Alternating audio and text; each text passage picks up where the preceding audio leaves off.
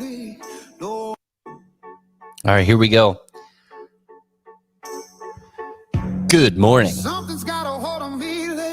Morningwood Radio live with your host, as always, Hunter McIntyre, and our co-host today, Deka Strong world record holder, Go Ruck champion, Carly Wopat in the house. Would you expect that the guy who's singing that looks like this? No. I would just expect rap or something else. Yeah, Limbs. it's something about heavy set dudes that just have these big silky voices that I don't get. Like, you remember that hugely fat Hawaiian guy? What was the name of the song he sings like a ukulele? Yeah. He's Somewhere gone, Over the right? Rainbow. He has passed away. Okay, he's passed away. I mean, he was shaped like I don't even know what to say. Like he should have had his own orbit. And when he held the ukulele, it looked like a Subway sandwich on top of him. And I don't understand. Like, do you think it has something to do with the actual weight of their body that makes them such good singers, or do you think it's the weight of the emotional pain that they're in all the time from being so fat that makes them good singers? I think big souls, big lungs, big people. I don't know. You think so? I don't know. Well, that might be part of it, but these are the things that keep me up at night. So one of the questions we like to ask people when they become guests on the show is, what gets you up in the morning? Because we are Morningwood Radio, and I am curious what wakes you up. Like, what really is the first thing that kind of pops into your mind on average when you get up? Oh, good question. Coffee. Okay. That can't be your big soul, though. No, that's the thing that gets me out of bed. Actually, usually I'm just excited. I wake up and I'm stoked that I get to go live another day. However cheesy that may sound, but I don't know. Is there an action though? I mean, the excitement is fantastic. Is there something that is the main vein of your life right now? If you had to say, like, all of a sudden, if someone passed by and they saw you walking by a coffee shop and someone's like, oh, that's Carly, what do you think is like the story that's told about you right now? Like, what is that kind of vibration you're putting out there?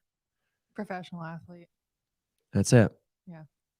And every single day, do you wake up with that aspect first and foremost, pretty much? Oh yeah. I wake up and I'm thinking about training and that is the primary focus in my schedule. And then I arrange everything else around it, basically. So I think about what I want to get done that day. And then I try to make it fun too and adventurous and add elements to make it enjoyable.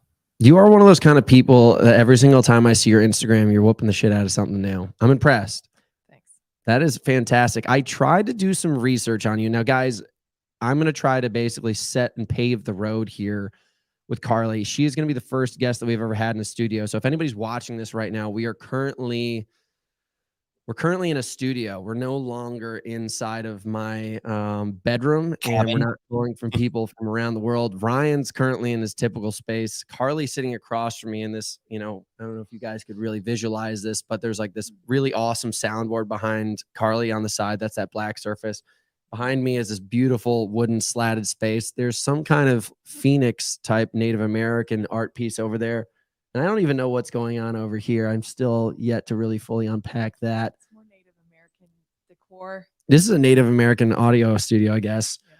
But now we're trying to switch things over with Morningwood Radio, and we're going to bring guests into a studio, and we're going to try to kind of get into the nitty gritty. We still want to keep the fun theme of life and just shoot the shit and have that kind of like, banter back and forth with people like Kenneth Delap on our show. But I did do some good research on you, and I got some good questions. But just to start things out, obviously you're a volleyball player. Like, that was kind of your main career. And then I went and did all this research on you, but I didn't understand any of the fucking things that were basically describing what a volleyball player does. Like some of your kills or whatever, like there was like data points on you. I couldn't understand it. So I kind of just avoided that because I didn't want to sound stupid. But as I understand it, you were born in 1992, somewhere in California. I couldn't really, That's correct. Santa Santa Barbara. But there was like it said that you were born in some like suburb of Santa Barbara. What was it called? Goleta. Goleta. That was it. That's what I was gonna say. I didn't want to say it wrong. That's 6'2"? I'm 6'2", yeah. Jeez. 180? Yeah, actually, right now I might be like 182. My gosh. I've said often to people that if we were sitting on a couch. What's that? I was just going to say, to put it in perspective, I remember being in the same realm, same living room as both of you, standing back to back with your arms over your head. And you guys, if you could see this, you guys were within within a nub of a finger's width of who was actually taller when they were raising their hand above your head. Our hands? Yeah. Oh, I remember standing back to back to see back to back, and then you put your arms, and then you put your arms above your head above it, and then you were like you all were like this close from being each other's same height. That's a proud moment. I mean, let's put our hand together right now. Are we about 1-to-1 right now? I think I got you maybe by a hair. Yeah, I think so. I've got a little bit more hair on my hands too. If you had hairy hands, I don't know if I'd want to be able to do that a second time. No, and but I have a broken pinky. How's that thing doing? Is that something that just never gets better? Because right now you got Quasimodo hands. I went to physical therapy for it for like 2 months, and it helped with the range of motion, but it's never gonna look prettier. Like I can't really. I'd have to get surgery on it if I want it to look more presentable. But you know, it's not broken anymore. It's just it's not broken. I think hard hands tell a story, though. Yeah. The only sad thing is it's right next to my ring finger. So if I ever get married, he's gonna try to put the ring on. He can't be able to get past that pinky nub. He's like, ah. No, everybody's gonna have to see it, or maybe I'll get it fixed. We'll see. So some of the things I was like gonna ask you about, you know, I'm curious because you seem to have this very dominant energy about you. I'm always, when I get excited about somebody, I study them and I try to figure out what makes them successful. Because if you can find out someone's success, then it can increase your success. You're just always looking for ways to keep on polishing your own version of life. And I always study successful people. And like the first thing that I picked up on, it seems, and correct me if I'm wrong, it seems you're in a male dominant house. You have your dad who seemed like a really beastly athlete. I don't know enough about your mother, and you have your 2 brothers who seem to be very physical people as well. Yes. Would you say, because I grew up in a house where I had 3 older brothers, a very dominant dad, and I always say to people, I'm like, big reason why I am who I am is because of that like hierarchy in our house. Mm-hmm. Would you say like that was a driving force for you at all? I don't think so. Were you the oldest, by the way? I was oldest. So could you whip the shit out of your brothers? Yes. Really? Yeah. No, I think me and my siblings, we were very competitive growing up.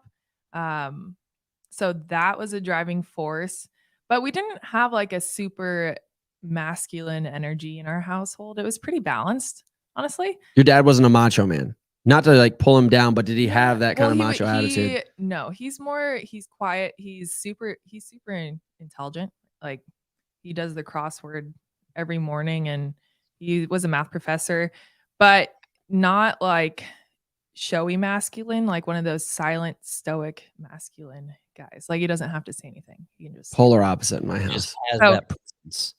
Has the presence. Yes. So I think that did impact me. Like we grew up fishing a lot. He would take us camping. So I was outdoors all the time as a kid. He also has a wood shop. So I grew up like hammering nails into wood for fun. I don't know, stupid stuff like that. But yeah, I always just had this kind of dominant energy. And then it continued to compound, I think, as I went through life and going into the fire service for sure. That's where I'd say I was definitely in a very male dominant industry. And I developed some more, I don't know, masculine persona, or just like. Well, just to rewind back. So you're a kid. Yeah. I'm going to put you at least and try to set the tone here. I remember there was a hill at the top. It was kind of a little bit away from my house, but at the top of the hill, one of my friends, Mike Rosito, lived there. And we all had bicycles, and we tried to see who'd get to the bottom the fastest. Yep. And that mattered. Like, that was super important. And that's when I first started to notice that I was competitive. I was like, there's nobody who's going to fucking get to the bottom of this hill the way I'm going to get to the bottom of this hill. Faster than me. Nobody. And like it like coursed through my veins. Like, I remember, like, it got so bad that I was like, Mom, I need a new bike. Like, this shit ain't going to cut it. And so that was the seed. Yeah. Do you know where your seed started? Yours was that hill and that bike? Yeah. I can remember it to this day. I mean, like, it courses through my veins, and now, like, I'm very good at switching it off now. I learned I had to switch it off because all of a sudden, next thing you know, like, you and I will be playing tic-tac-toe, and I'll be like, I'm going to stay here until one of us dies. Like, and that's, I had that in my life at one point where I could not let go of things. I'm good at turning it off now, but I do remember where it started for me. Yeah. And then, you know, I was not actually a very big physical kid. Like, I've seen some of your pictures. You seem like you were like a tall, like, physical specimen from a young age. I was like a giraffe, but yeah, I didn't have any out. of that. Okay. So I came in with a competitive edge, like, just like win at all costs type thing. And now I've kind of grown into a different, you know, physical body. But so the question I have here is, like, you know, I was wondering, like, was it the boys in your house? Like, what started it for you? What started it? You know, honestly, so I had a twin sister. Her name was Samantha. Yeah. And growing up with a twin, I think, is what really made me competitive. Because you basically have, like, my whole life, I had this sister and this person next to me who was doing all of the same things. Looks, I mean, almost identical. We weren't actually identical. We were called polar body twins. What does that mean? You want to go into the science of it? I mean, what's the difference between an identical twin and a polar body twin? So there's fraternal, identical, and polar body. Fraternal is when there's two different eggs from the mom, two different sperm. Identical is when one sperm fertilizes one egg, and then it splits. And then polar body is when the egg splits, and then two different sperm fertilize each half. So we have the same set of genes from my mom and different sets from her dad. Weird. Yeah. I have never heard of that. Yeah. It's actually more, I think it's more popular than people Did you guys realize. look alike at all? We did, but I was taller, and we had personality differences, but you could tell we were twins for sure. Huh. And you guys played volleyball together? Yeah. We played all sports growing up, and we were very competitive. And I think it was kind of like a push-pull effect. Like, I would see her do well in something, and I was like, well, God, I can do better than that, or I got to keep up with her. So then I would step it up, and then she would step it up, and it just kept going. And then same thing with grades. It was a blessing, but it definitely made things challenging too. Because mentally, it was hard as a kid because I felt like I was always being compared to someone. And then as we got older and could understand that better, and it wasn't as challenging, but it did feel like people were always comparing. That's a hierarchy of a household. Yeah. Yeah, but I never have twins. We had these 3 triplets that were on my wrestling team, and it was crazy. I mean, like, I've never seen, like, the emotional tear amongst siblings the way I did witness with these guys. Yep. And, like, if a point was scored by one of them but not the other one, like, it didn't even, like, they couldn't see anybody else except for the siblings. And, like, you'd watch them walk out of the room in practice just, like, devastated. And they come back the next day, and they became really good wrestlers because of it. But I just didn't get it. Like, I would try to wrestle them, but they weren't even wrestling me. They were wrestling almost like wrestling each other using my body as a vessel. Yep. Yeah, it's like, it's a thing. I don't know. Think of having, like, another hunter next to you, and if they outperformed you in something, you would be like, I don't know if I can cuss on here, but I cuss all the time. Okay, I don't know. You would be like, fuck that. Well, I'm going to do better than that, or I have to do better than what I'm doing now. If they're literally like an identical version of me. I don't know. Do you I'm still have assuming- the same dynamic today? Huh? Is there still that same dynamic today with you? So she passed when we were 19 years old. Oh, sorry. That's okay. She's not here, but growing up with a twin for that long, it definitely programmed me. Like my brain is still wired in a lot of the same ways. And then that loss also, I think, fueled me in life in many ways as well. So yes, I think that's a big reason why You got to live I two am lives. super competitive. Yeah, exactly. Last August, one of my close friends, we've become closer, but through this, but he went through a tragic accident and we didn't know if he was going to make it. And I sat there with myself for a second and I was like really upset for him, not for me. And then I came to this conclusion, and I don't know if it's just part of my mindset, but I immediately told myself, I was like, dude, you have no idea at any given time something could happen. You could lose all this. Like, you got to stop living life waiting for what you want. You have to just start living it right now. Now, I can't just immediately assume, like, I want a private jet, so I'm going to live in a private jet starting today. Yeah.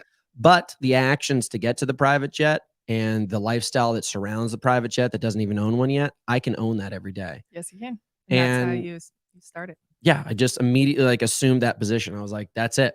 Like, I'm fucking done. Like, I'm not going to sit here and be all emotionally torn over this anymore. So I've been living in a private jet ever since. And luckily he's recovered and everything.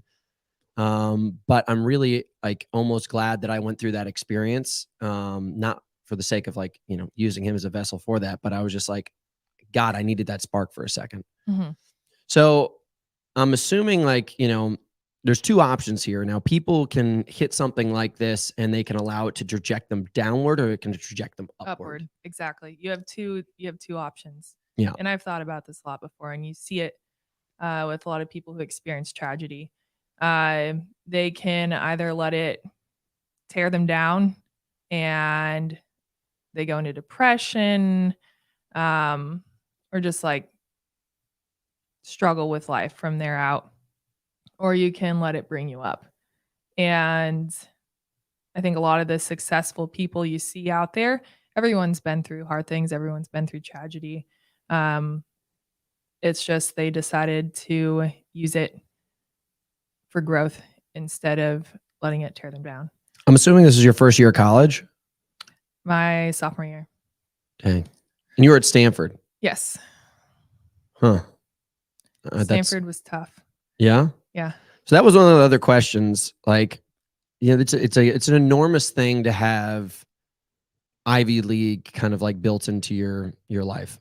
And my dad went to Harvard, and that's one of those kind of things where if you have a conversation with somebody and you find out they went to an Ivy League, it all of a sudden just changes the dynamic of the conversation.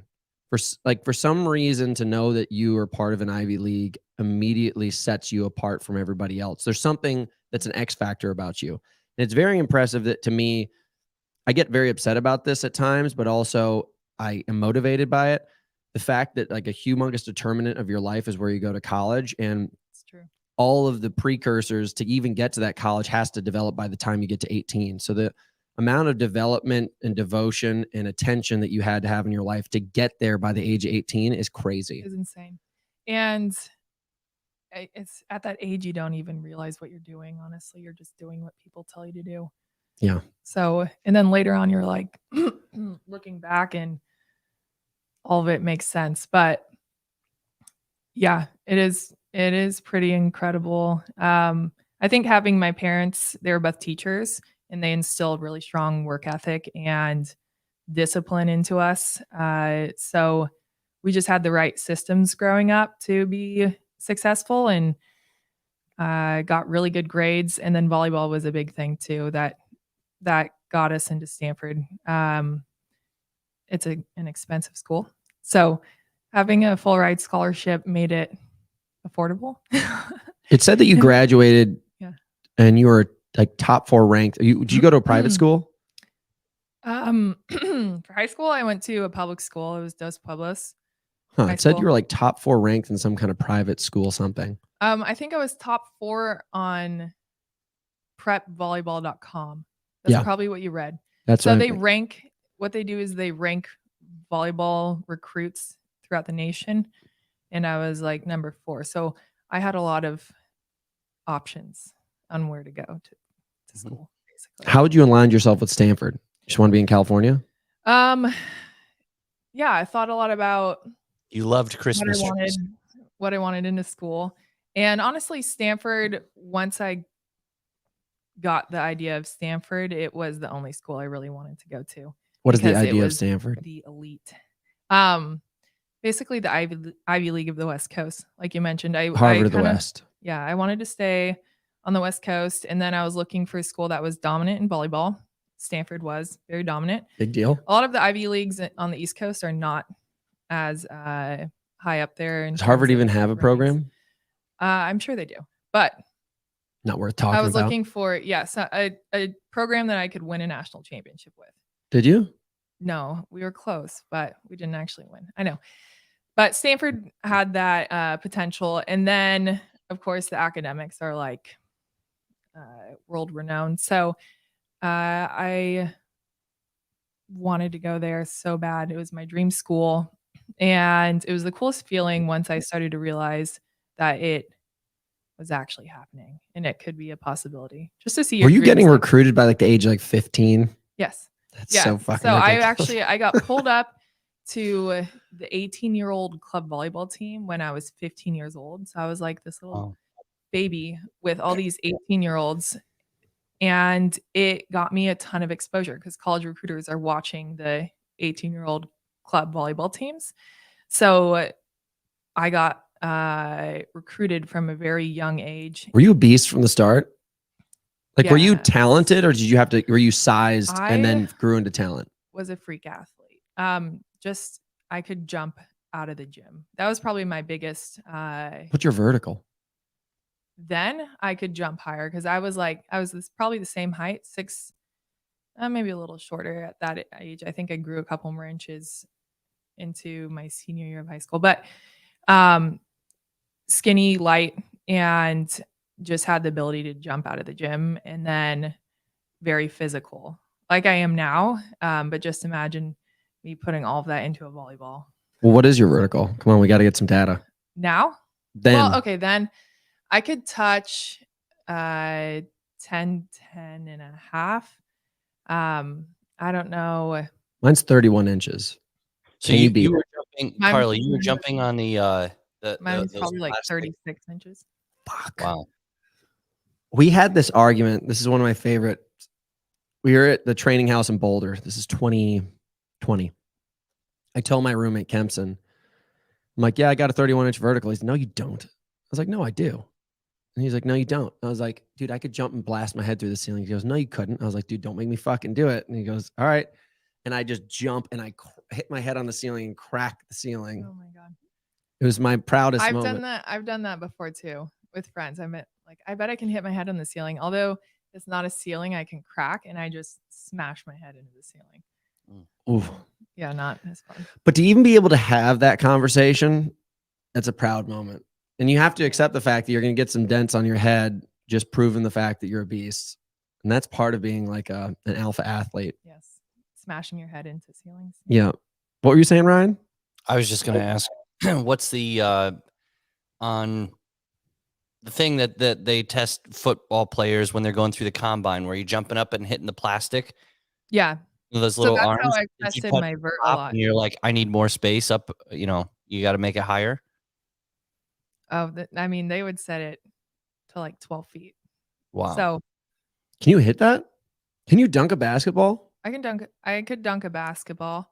You really can dunk a basketball, because I can hit vertical hit the rim, and I cannot figure out how to get it over. Right now, I am not sure if I can. We're going hooping after this.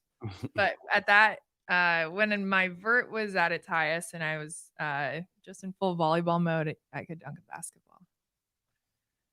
Damn. This is incredible. All this endurance is. Endurance will slowing me down. fuck you up. We'll get into that. So I want to dig more into this Ivy League thing. So there's this question I had, like, what were some of the pressures involved? Because obviously, being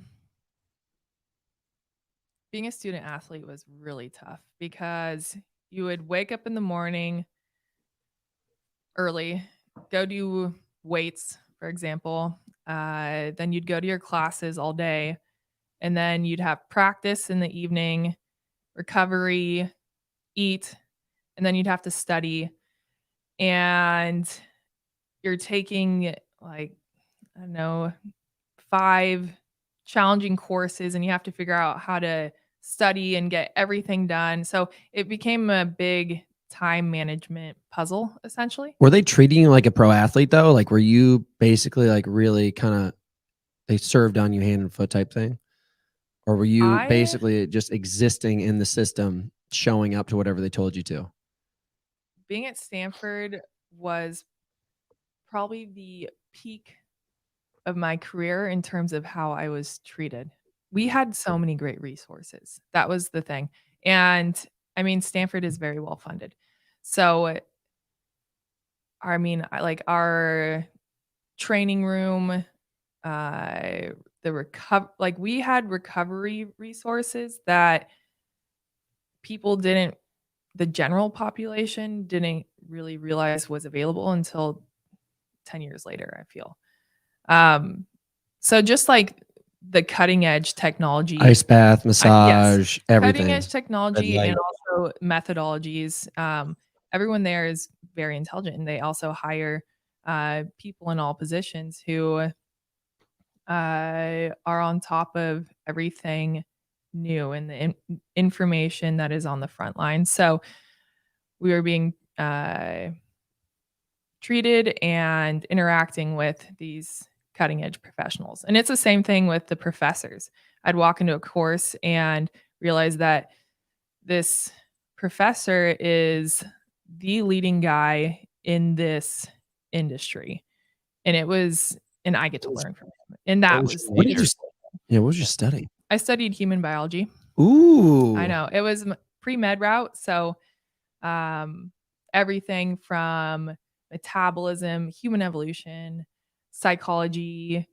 So when you're having conversations with all these people who are like jocks in our little environment and they're starting to tell you stuff about what they know, like, do you just sit there and be like, you're a total fucking idiot? No, I just listen, and then I don't know. How long does it take you to figure out someone's a fraud? Because I sit back and people will tell me all their opinions about training and exercise science and stuff. And I'm like, oh, interesting. Yeah. Well, cool. It's not really worth arguing with Yeah. a lot of people. It took me a really long time to hit that level of maturity, by the way.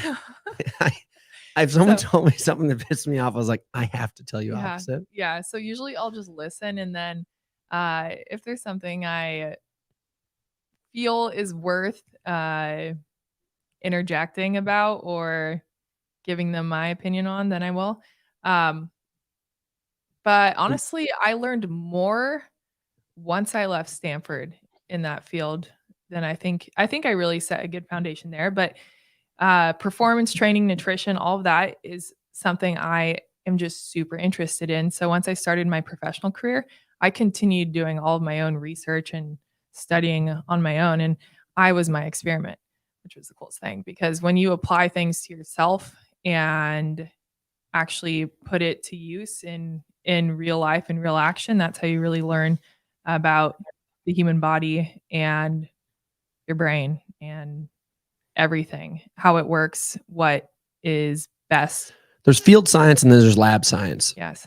So when you sit there and I watch all these people telling me about, like, this is the ideal optimum stimulus of what you need to do to occur and reach such an activity, I'm like, and where'd you get that? They're like, such and such study from references and such and such. And I was like, yeah, I mean, that was like with like a lab and a rat and like, you know, a bunch of people that were like fully catered after and everything like that.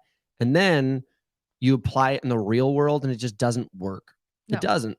And well, there's so many outside factors too that you have to take into account. And then people are different, like every person and body. And then Yeah, it's just different. I've learned more about training, running a coaching company than I did reading books. I now have the knowledge to tell you something that I know from a book, but I don't have the application and the experience to tell you of what's really going to happen when it's applied. They're like, the 20 rep back squat is and I'm like, okay, that's the best thing you can do. And then all of a sudden you actually do it and you're like, well, fuck, you can't do that and anything else because it's so aggressive. Yes. And people are like, yeah, I'm doing a 20 rep back squat program and I'm doing this running program and I'm swimming underwater, holding my breath and going unconscious in ice baths. And like, I feel fitter than ever. And then all of a sudden they have scoliosis and they're overtrained and they're dead. And I actually, this is next thing I'm leading into with you. I hit this point where I was in college and like I was already a mess. Like I just got out of rehab. I was on academic probation. They wouldn't even let me wrestle. So I had to sit back and watch everybody do things rather than participate. Mhm. I don't think if I had the chance where they immediately let me participate, I don't think I would have gotten out and gotten on my path at the same rate of like just acceleration that I did, because I was sitting there and I wanted it so badly and I'd watch them like shot out like a gun. like a gun. Yeah. And I was not listening to people. Like they didn't even consider me. So they wouldn't even bother trying to coach me. I wasn't able to sit on the mat and wrestle anybody. I wasn't able to participate in the strength training classes, like anything with the team. So I had to sit there. I would show up to practice every day and I'd be like, okay, what are you guys going to do? Like, I would just watch. I would just watch. And I just sat there for a while and I started to get all these books like Arnold's books and nutrition books and all these kind of things. And I was like, wait a second. I was like, these guys don't know fucking shit. So then I'd just go out into the world and I'd apply it to myself and I'd come back. And then all of a sudden I'd start to beat them in the run practice. I'd start to beat them here. And I was like, these guys just don't know what they're doing. So I lost respect for the system immediately. And now that was the next question I was going to have for you. You're out of college and you're now basically in control of your own life. You're no longer part of the vessel. You've graduated. You've got yourself a degree. You did well. What was your next shift? Like, what were you all of a sudden? Because now this is the first time in your entire life where you're completely in control of yourself. What was the thing that you immediately were like, this is me now. This is where I go? Well, I was immediately isolated. I graduated in 2014 and I signed a contract with a professional team in France. So I went to France. How was that isolating? And I was there by myself. You're in a foreign country alone for 9 months of the year. No, but you're on a team though, right? Yeah, I was on a team. It was actually Were they all French speaking though? So this team was actually a mixture of a lot of different players from different countries. Later on, I played in Japan and China, and there was one foreigner per team rule. So that was always you completely. Yeah, it was me, and then just my Japanese teammates. Who was the best country and who was the worst country to play with? I loved Japan. Was my favorite. Yeah, Japan. Yes, they treated me so well. Did they worship you, the big blonde god? They did worship me. I was a big blonde god, but I was the workhorse too. So I had to basically put every single ball away, which I loved. Honestly, I'm like, that's a fun title. Me the ball every time, and I will score. Was there anyone on that team that was in any way like as close to as tall as how tall you were? Yes, there was Saori. She was tall. I think she was maybe my height. But the rest were shorter than me. We need a little bit of dirt now. Who's the worst team to play with? Say China. Okay. Well, it wasn't my teammates, but being in China was the hardest country. Tell us about the dirty of China. Was it the social experience, the team experience, the coaching experience, food experience? Yeah. I'm a little scared to say anything. The So I politics actually posted something on like Snapchat when I was there, and then my coach came up to me and some government official had gotten a hold of what I had posted on Snapchat, and they thought it was like a diss, I don't know, in some way. And you just have to be careful with social media there. But did they run your room over with a tank? No, they didn't. I was scared though. But China, it was very polluted. So the air, I just hated the air quality. What city? Oh my God, Beijing. And then it was dirty. So What's a typical meal over there? Rice and like chicken feet. Chicken feet? A lot of different meats, but the food industry is not regulated. So that was also something that was questionable because you don't really know what you're eating a lot of the time. It could be like chemicals or dirty, I know, just dirty stuff in there. As an athlete, they say like when you go to China, don't eat the meat because if you get drug tested, it could come up positive because they pump their animals with hormones. Sounds like the CrossFit community. Every single time they pop negative, they're like, I ate horse meat in Yugoslavia. In China. Yeah. So there's that. And then it's very communist. And so that presented challenges. It's not, I don't blame the people. It's just the way they have to live, honestly. It's their culture and the way they're brought up. Very money oriented, and you kind of have to be selfish in a sense because you got to live. But, so did you always have plans to be a professional athlete with a major and that you chose? It sounds like it was more than just, I knew student athletes that were doing fishing 101 and how to knit underwater basket weaving. But with the major that you chose, it sounded like, okay, you were setting yourself up to where if you didn't have a professional athlete plan, you definitely had a backup. So were both those options on the table and you're like, do I go professional athlete or do I go pre-med and into med career? I think I always knew I was going to be a professional athlete. I had a hard time deciding what to do, honestly, when I was at Stanford. It took me a while to settle on a major. I also took a lot of art courses, so I could have minored in art. I was like in sculpture and painting and film photography, literature courses. I just took everything that interested me. But I didn't know what career I really wanted to go over at the end, and you're like, I'm going to France. But I did settle on human biology because that's the kind of stuff I wanted to learn about in general. I could apply it to my own performance, my own career, and that interested me. But I think, I always knew I wanted to play professionally. The idea of being a doctor was something I thought about. When I looked into the process of it, it's like, it's a big endeavor, 8 years at least. And then once I started my pro career, it didn't quite seem like it was going to be able to fit in at any point. So I started thinking about other options. Can I ask you about the art thing real quick? Yeah. Were you going to become an artist? No, I think I've always just had a very artistic side. Like, I like self-expression, and art is one way I found, like, I could lose myself in a painting. I would go to the studio sometimes at night after practices. At Stanford? Yeah, at like 7 p.m. And then I would start painting, and then I'd realize it's like 2 a.m. Just time would fly. So I've never had a connection with art. Really? And last night, it's funny that you bring this up. Someone showed me this guy. Bring up this guy, Mark Maggiori,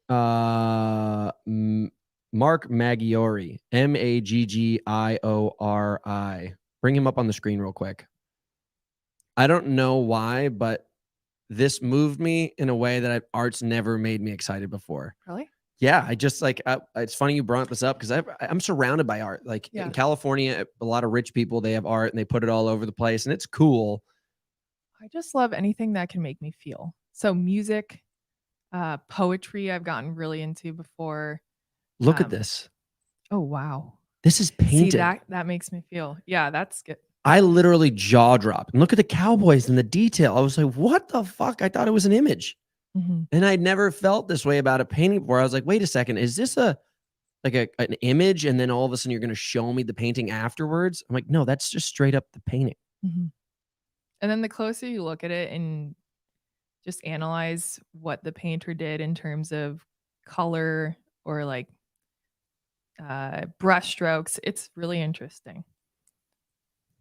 Yeah, supposedly this guy just spent the past 2 to 3 years making 40 to 50 pieces, and then he came out and went to an art gallery and he broke the record for the amount of art sold in an auction. Wow. And He looks like a cowboy. I think he's a French or Italian cowboy. And he paints all this stuff. That's sick. You know what's funny? I used to play all these instruments and be very talented and very creative. And then like around 16, 17, 18, I gave up on all of that. And I Really? became like this hardened creature like the Terminator. And there's no creative side to You me should anymore. try picking up something now. So I also play guitar. I haven't picked up the guitar in a little while. But It's because you're beating shit out of people all the time. yeah, so now I'm all hard and cold. Do you ever find that? Do you ever find that you just get so obsessed with the competitive side of things, you almost don't have energy for anything else? Oh yeah. I mean, there's times where you have to, if you really want something, you have to go deep and put everything else in your life to the side. And then it occupies almost every waking moment. It's just there in the back of your head. And to build that edge that you need, it all comes down to micro decisions and all the little details. So everything matters. And that's kind of overwhelming in a sense, but if you set yourself up mentally in the right way, it will unfold naturally. But yeah, nothing else. Everything else in life kind of has to be shoved to the side. I know you're surrounded by a lot of athletes because you've been competitive in like team sports a lot, but I'm going to pose something to you. I often get this image in my head that when I'm spending time around like my family and other people, that they're like ducks floating on the surface of like the deepest part of the Pacific Ocean. And they just don't understand what's underneath all that. And for me, I'm just like, you guys are just kind of floating around on the surface. But and naivety is bliss. Sometimes I look at them and I'm just like, you're lucky because you're just happy and floating. Yeah, that's what I'm saying. And you hang out with people and everybody's just kind of like going through the motions. And I'm not saying I'm better than anybody by any means, but I'm just saying like the further you want to go towards the goal of being like extremely competitive. And I think this is why sports are so good to get kids into, is you have to really understand depths of yourself. And the deeper you go, the more pressure it comes. And it's terrifying, honestly. Like I've had moments where I'm just like, I'm scared of myself because you go deep and it's just, you have to experience it. But I'm at a point where I'm very aware of myself. I've been alone for extended periods of times and I'm continuing to learn and grow. That's never going to stop. But yeah, it can be challenging socially and even with family. I've gotten better over the years at being able to relax into social situations and not feel so stressed around people who are just floating in comparison to what I'm pursuing. But yeah, it is hard at times to feel understood. And then, yeah, it's just a challenge. A lot of high performers, athletes, rock stars, CEOs, so on and so forth, they live on this pendulum existence. And they can go to extremely high performance, but then they also swing back to like high chaos. Did you ever have a high chaos chapter of your life? Is there a high chaos chapter in your life right now that you're not telling us about? No, but it's funny because I hang out, for example, MMA fighters. Yeah. Oh my God. There's at least the ones I've been around. I'm sure there's some who are like a lot more A-type personalities, just like straight edge. But look up John Jones. They swing so much. Like in preparation for a fight, it's like I'm a professional athlete doing everything to the T. And then afterwards, it's like all hell breaks loose. And that doesn't make sense to me. I'm like, why don't you just stay ready so you don't have to work so hard when your next fight comes around? Ryan, can you bring up that Mexican boxer that fought Anthony Joshua real quick while I'm talking to her? So I've always been You mentioned it earlier how when you have a vision for yourself, what you do today, you set yourself up to be in that position later on in life. Yeah. Like if you want a private jet, you live like you're living in a private jet. You start with that mindset and start doing the little things that will get you that later on in life.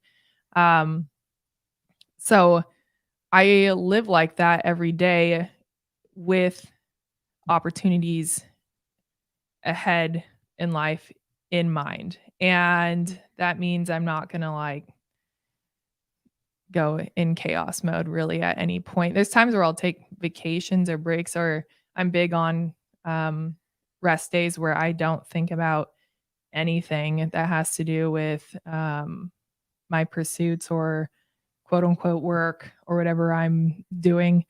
Because you do have to have a mental break and just shut it all down at points. I've noticed that a lot of high-end athletes are either extremely stupid, and I don't mean this in an insulting way, but you'll probably notice this, and you don't have to say anything if you want to offend anybody, but Okay. you've probably been through sports so many times that you've met the people that are these big physical bodies that are not very mentally engaged, and they just have this ability to use their big body, and they're Yeah. good at that one thing. Yes. And then There's a lot of really talented athletes like that.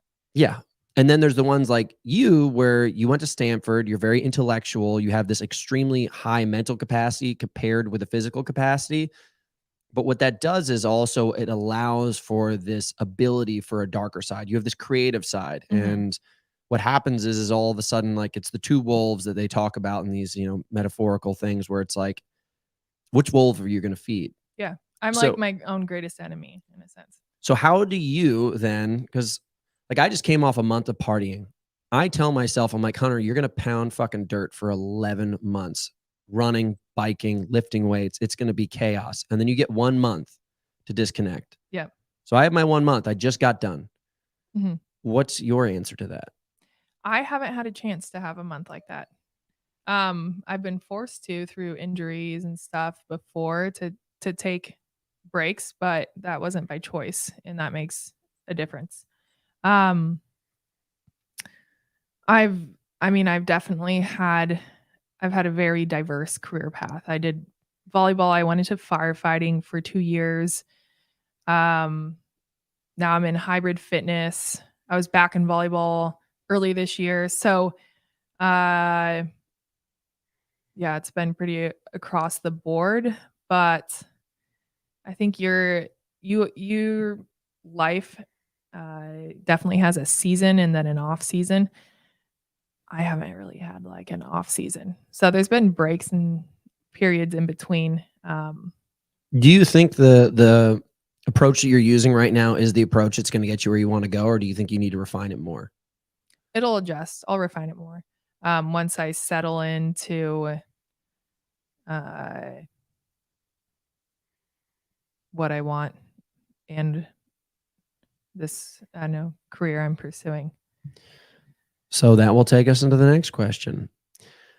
So I don't want to skip over this lightly, but you obviously did the firefighter thing. You've mentioned it multiple times. It sounds like you, unless I'm missing something, you were doing like high level volleyball over in Europe, Asia, so on and so forth.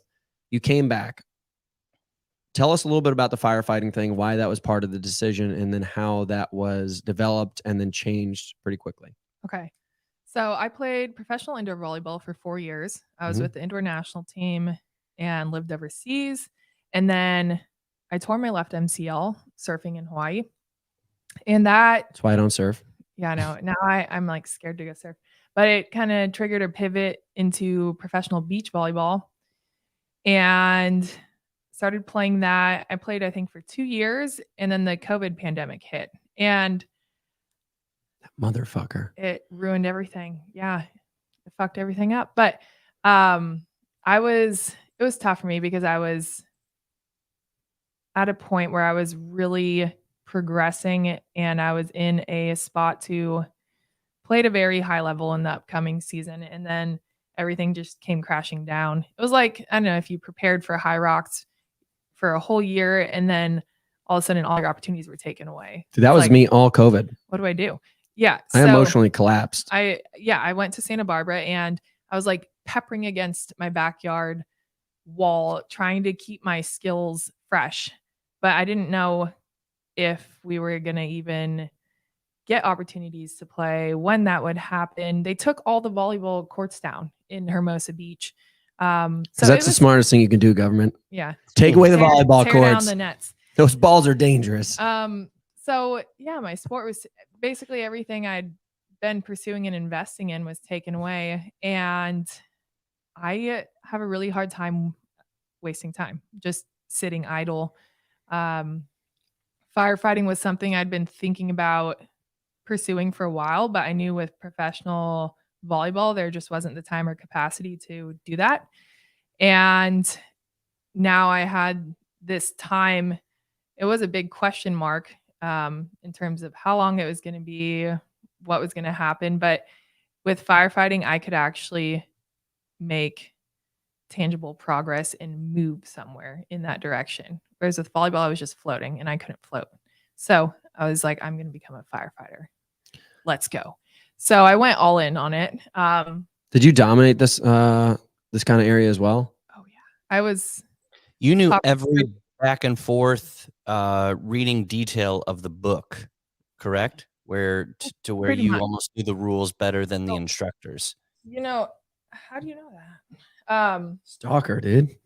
Stalker. Like I got in trouble because instructors would say something and I would correct them, which you should not do in the fire service. But I went through, well, first I had to take 4 fire science and technology courses online through El Camino College. Those were prerequisites for El Camino, a private fire academy. 5 months long. I finished as top recruit. It was a blast because I basically looked at it as a game. It was me and like 50 dudes, and I'm like, I'm you gonna just burned them all. beat all. Burned them all. Yeah, very physical, but also academic. You had to read textbooks and learn a ton of information, fire science, procedures. I don't know, just you had to when you're saying memorize fire a lot. signs, are you saying like sign language type of thing, or fire signs of Science, bro? instead of fire? Like Fire science. how things burn. Because if you can understand, and then also I had to study a lot of building construction. So like I can look at buildings and roofs and know how they're built. Because if you know how something's built, you know how it's gonna break down too. Like a fire engineer. Yeah. And you have to know how fire works and how it's gonna burn things too. I just think it's all fascinating stuff. But it's very paramilitary, which definitely appeals to my personality too. Like, sir, yes, sir, ma'am, yes, ma'am. And we had to like stand in formation, shine our boots every day, wear these uniforms.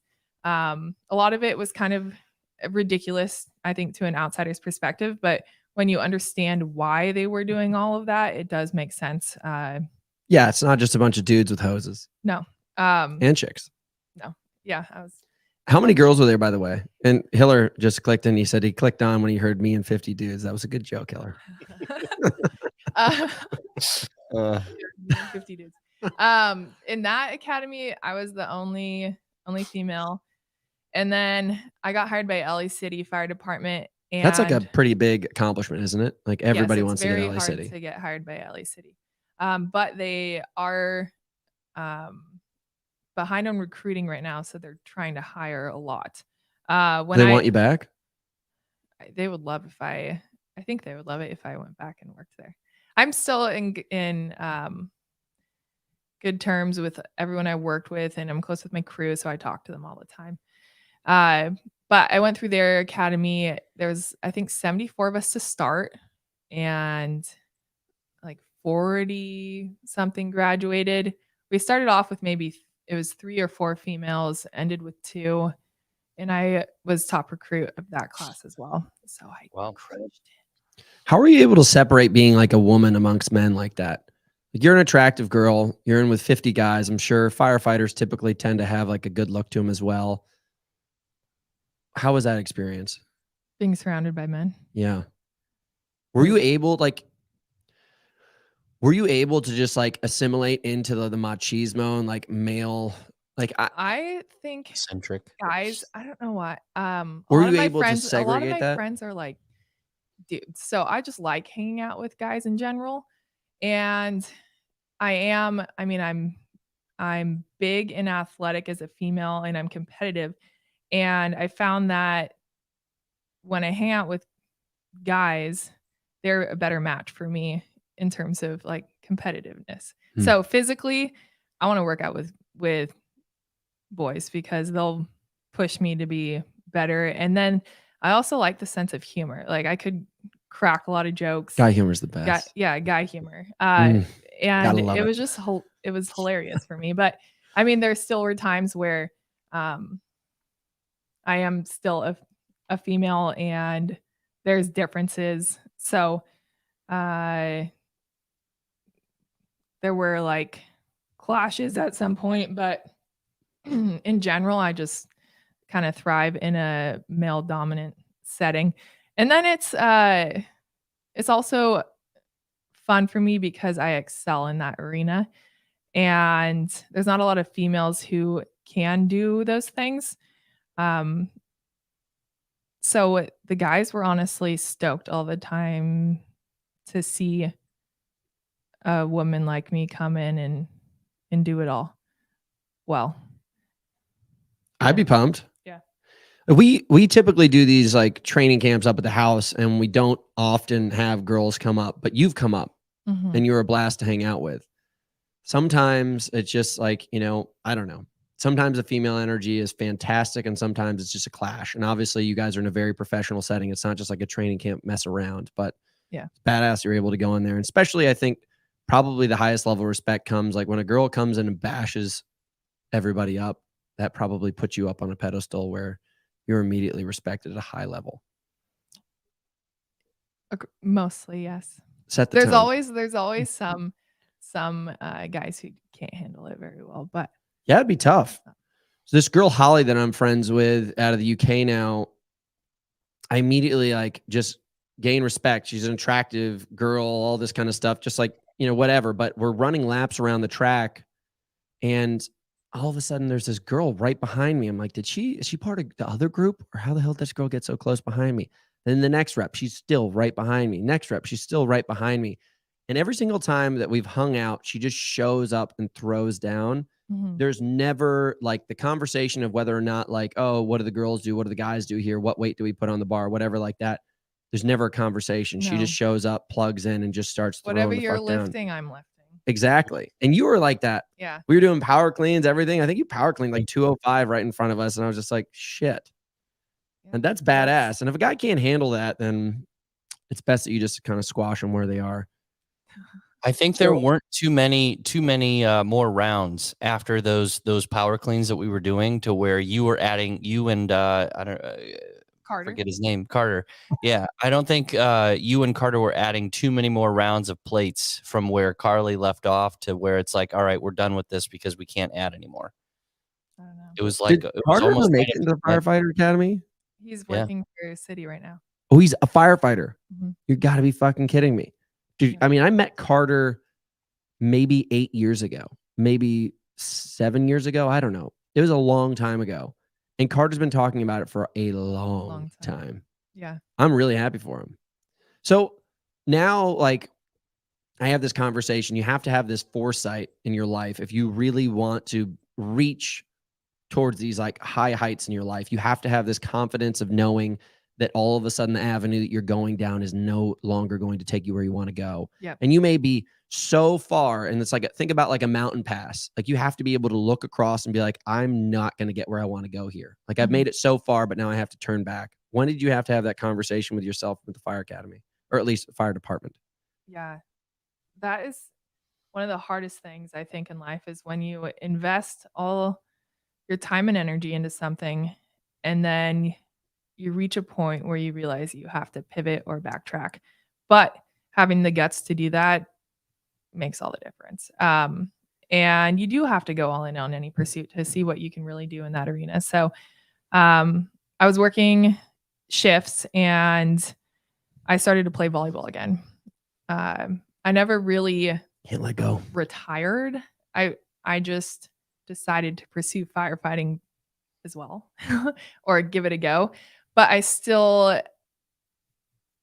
looked at everything I wanted to do in terms of being a professional athlete. And I felt like I was about to reach my peak years in terms of performance.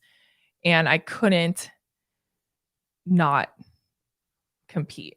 I feel like I would live my life and look back and just have so much regret for staying comfortable with where I was in firefighting. And I was doing well. I enjoyed working with my crew.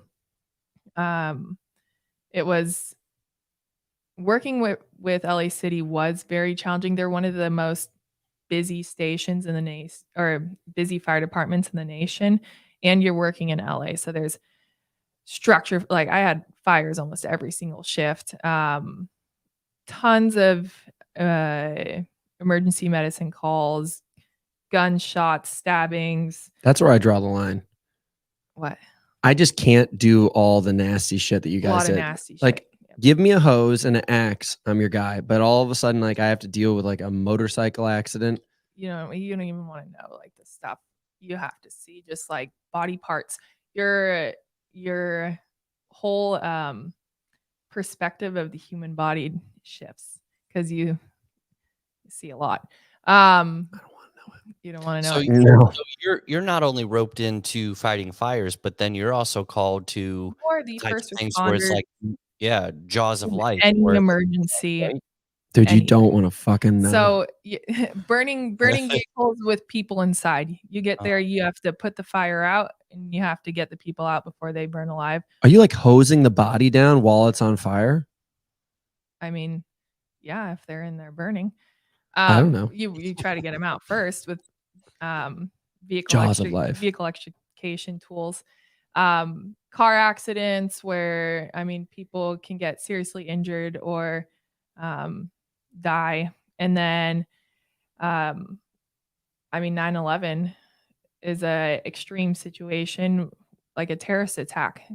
We're the ones who have to respond, and a lot of people see firefighters and they expect you to solve all their problems. So you have to be able to arrive to any type of emergency, any scene or situation, and go to work and know what to do. So like, for example, we got a lot of elevator calls because people get stuck in elevators or they just stop working. So you have to learn how to like use a pick for all the different types of elevators and how to open it.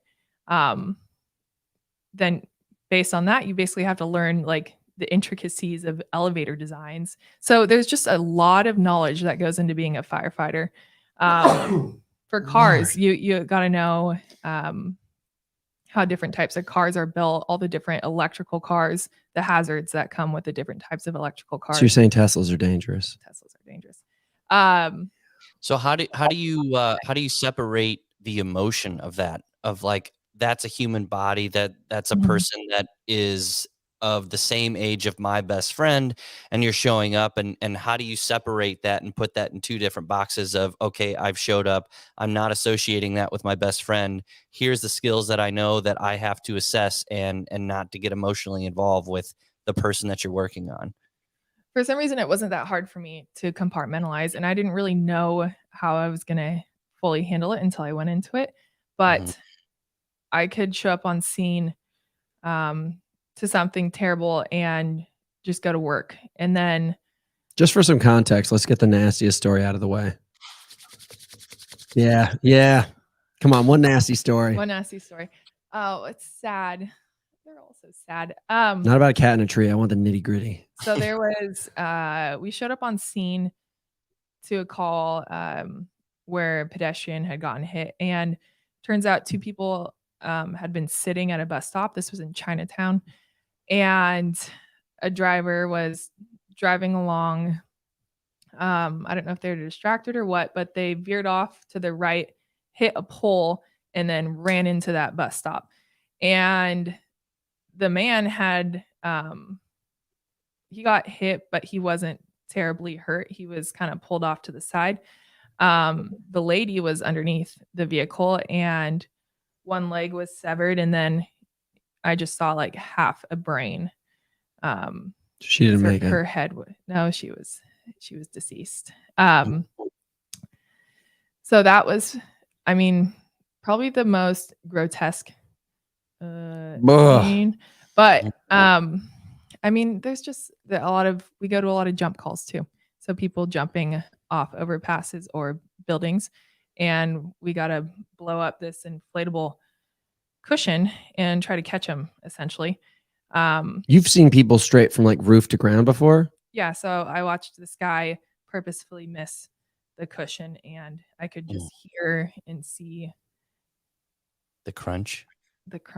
He bounced a little bit. Ooh. I went to a party one time and I found out that one of the guys there had just jumped off a building within like the last year, and it was like a 30-story building, and he survived because he hit a car, and like somehow the crumple effect and the suspension, he only ended up with like, you know, punctured lungs, broken hip, so on and so forth. And I was at a young age where I couldn't help myself. I was like, so tell me what happened. Try? I immediately well, I think walked up. We all kind of have this like curiosity. There was no tact in my game though. There was no tact. The guy was there that survived. Oh yeah, I was a couple beers deep, and it was my brother's girlfriend's friend, and she already thought that I was just a barbaric human being. And I was just like, wait a second, we're at this lame party and there's a jumper here. I was like, and I'm not saying to sympathize that at all, but I was like, we have a miracle, we have a survivor. We got to find out what was on the other side and what was that like. I was like, I got to know. Yeah. So have you ever had that conversation before with somebody? No.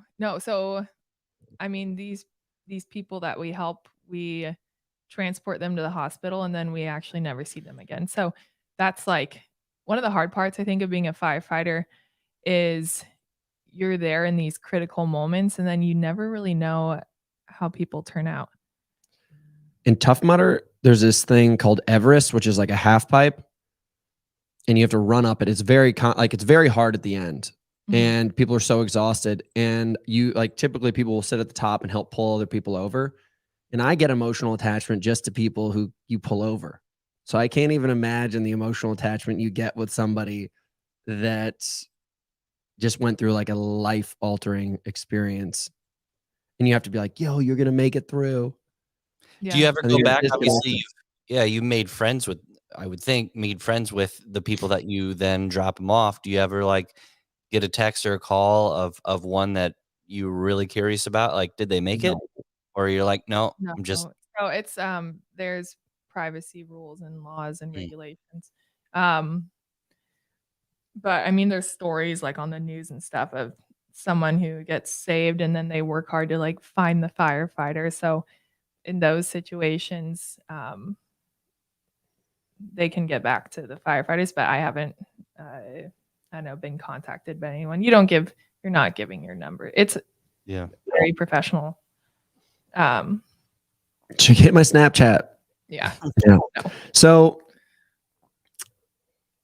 fast forward. Okay. You've gone through all this. Mm-hmm. You're tired of watching the jumpers.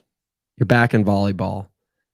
I think you've told me this before, but I don't want to tell your own story. But you were telling me eventually you couldn't have one ass and ride two horses. Like you just were getting too tired.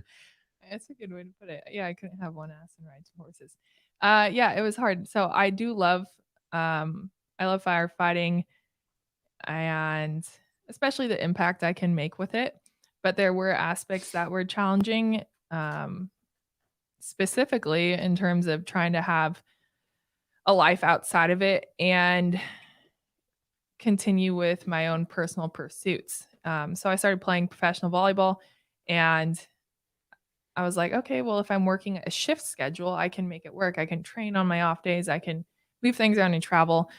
Turns out it's not that easy. And it just was not working. And I was burning the candle at both ends. Being a firefighter is like being a professional athlete. So I was basically playing two professional sports at the same time. And that just never gives your body or brain a break. And I was struggling because I'm the type of person who likes to give my best in whatever I'm doing, and I couldn't do it. I couldn't give my best there, and I couldn't give my best in volleyball. So I talked to a lot of people. I talked to my crew.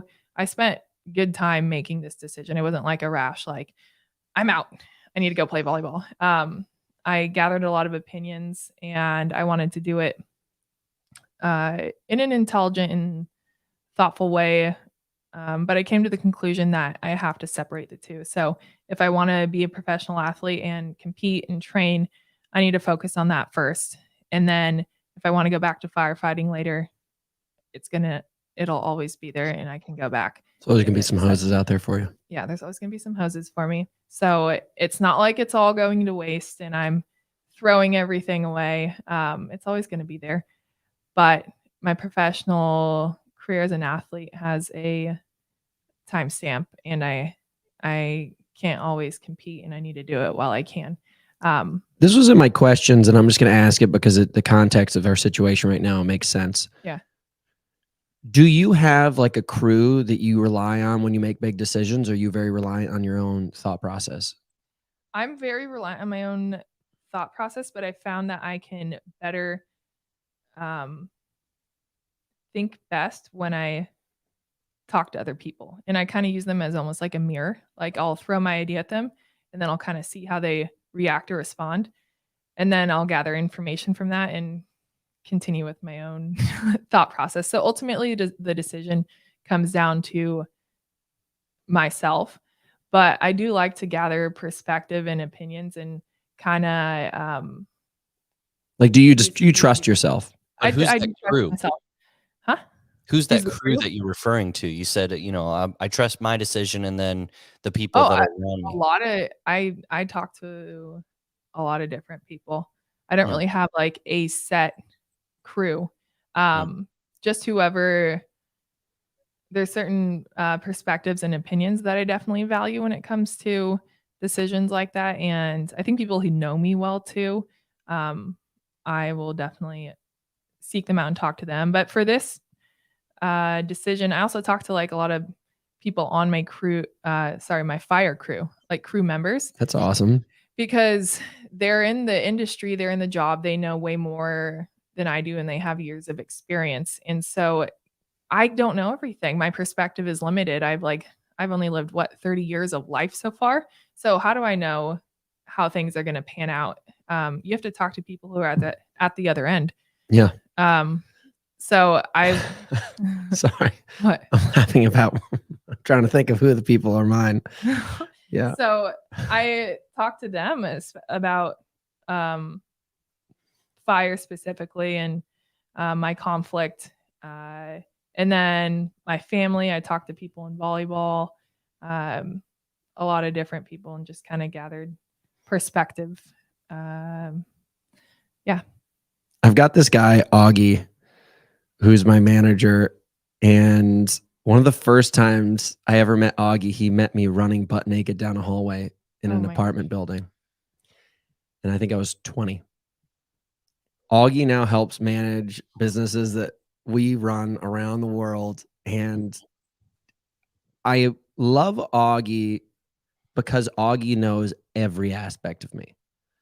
Augie isn't somebody who knows Hunter McIntyre for the past, if you looked at Hunter McIntyre on a piece of paper for the past 3 to 5 years, you'd be like, oh, this dude's just like a weapon. He's got his shit together, all this, that, and the other thing. That dude has seen me through all chapters of life, the highs, the lows, the crazies, every aspect of me. And so when I call him and I ask him a question, he's looking at it from this 10 million mile view because he has so much perspective on my life that he almost knows me better than I know myself, because I get very excited about things. You get the tunnel vision. Oh yeah. Yeah. I'm like, I'm going to do this and we're going to, and I just get, I'm going to live on the side of a mountain for the next 5 years. What do you think, Augie? Well, yeah. And he will be there and he'll just be like, dude, don't you remember back in 2014 when this and that happened and you did this? And I was like, oh shit, you're right. And he's like, yeah. And I think it's so important to have people like that in your life. I had this girl that I dated and she told me one time after I got off the phone with, I think, Augie or my dad, she's like, you're such a child. Like anytime you make a decision, you call people to reaffirm it. Like, why can't that is smart? I know. You already know in your gut what you want to do. Yeah. But it is, I think vocalizing it is key. So important. Anybody who's listening to this podcast, like anytime you get a good idea, don't all of a sudden hand it off to somebody else to let them make the decision for you, but make sure that you have a sound group around you that's willing to really expose you to the truths about yourself that you're not willing to see in that moment. Yeah. Like if I go on a date with a girl, because you are blind. I mean, we're always blind to certain aspects. Yeah. I used to always immediately, as soon as possible, take them to my family's house. And people thought it was super weird. Like, what are you doing bringing this girl to your family's house? She doesn't even know your family. Like, doesn't even know you. You don't even know her. And I was like, dude, you know how exciting it is to meet a pretty girl, be across from you. You just want to jump off the diving board into it could be just a pool. It's not even a real pool. It's just painted like a pool, and it's just a cement hard floor. You cannot see the real perspective of what's going on there. You're just so disillusioned by the excitement. Mm-hmm. And immediately, if I brought him around my family, and my family was like, yeah, like this ain't it. It's They so, can tell. yeah, they can tell. And like my family wasn't the kind of people that just is like, has like an opinion just to kind of feel like they want to share opinion. They want me to hear it. They're telling me the opinions of like, dude, come on, like wake up. Oh, this is a great girl. So I started doing that very early on, and I'll never forget. I mean, I must have brought like 500 girls over between the ages of like between That's 20. Smart. I think a lot of people get, I know. They're like, yeah, I gotta wait to bring you to that. my family. I'm like, no, these are the people. Sorry to go on a tangent, but I think it's like I was curious because obviously, like you make these humongous decisions, and I was wondering what your thought process was and like what your sounding board is. Yeah. So out of firefighting into volleyball, and this year is Olympic qualification. So that was one of my big reasons on timing. I was like, I have to, if I'm going to go for volleyball, I have to try to go for the Olympics too. Naturally. I agree with that decision. Yes. So around August, September last year, 2022, jumped right back into volleyball. And it was so fun. And I was just so happy and in line with myself making that decision. But it was challenging. It was scary. It was terrifying. Back into volleyball, and I made quick progress. I ended the year getting third in an AVP tournament in Florida. Big deal. With Megan Rice. And then I had a off season where I was training with P3 up in Santa Barbara. What is a P3 for the unknown like me? What is a P3? Is there a P2 and a P1? No, it's I don't know what their full name is. It's like Hunter, can you what is the abbreviation for? P3? P3. P3 training? P3 training, yeah. But they train a lot of NBA and NFL play. Peak Performance Project. Yeah, Peak Performance Project. With our rich history, unique culture, and a way of operating, P3 innovates to develop the needed performance solutions for the, and it ends there, but. Okay. But they train a lot of professional athletes, and I built my whole off season with them to go into this volleyball season and give it my best shot. And then I started competing. My first tournament was March. And a lot of this was my chances of going to the Olympics were honestly slim. Like a lot of it came down to timing. And then I would have to partner with the right person at the right time. I was talking through this with you all the time. Yeah. We agreed to be our Olympic hopeful sounding boards and buddies through the process because I was trying to get there through paddling and she was trying to get there. I think you were the one who was like, we should support each other. And I was like, down. Let's do it. But yeah, volleyball it is hard because it's not a solo sport. There's a lot of moving pieces and you got to play with a partner. So it's not like I can just decide to go to the Olympics. I have to find a partner who I can win with and who also wants to try to go to the Olympics, which is a big endeavor and a lot of money and a lot of time. You have to travel to all these tournaments for qualification, which are all over the world. And just give people context. Okay. So, what would be an average cost of an athlete traveling through a year of competitive volleyball? Oh, I actually did a budget. It's like no, you do this. This is why $60,000 to $70,000. Yeah. Yes.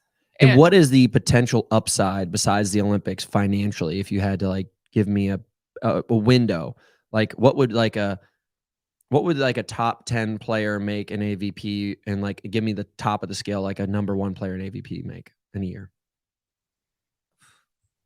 Ballpark guess. 20,000. If you're winning every single tournament, maybe like $20,000. A tournament? No. Throughout the year? Total. Sounds like high rocks. For the year, 20,000. And no, for a whole year, you'd maybe make $20,000 if you're winning every single tournament, like first place. So you can't rely on it. There's got to be somebody in money there in volleyball. making some coin. So how are you funding this 60, 70,000 a year lifestyle of traveling? Yeah. So I asked a lot of other players how they're doing it. Basically, and it's a problem, honestly, with beach volleyball right now, because it's creating it's killing the sport, and then it's making it a very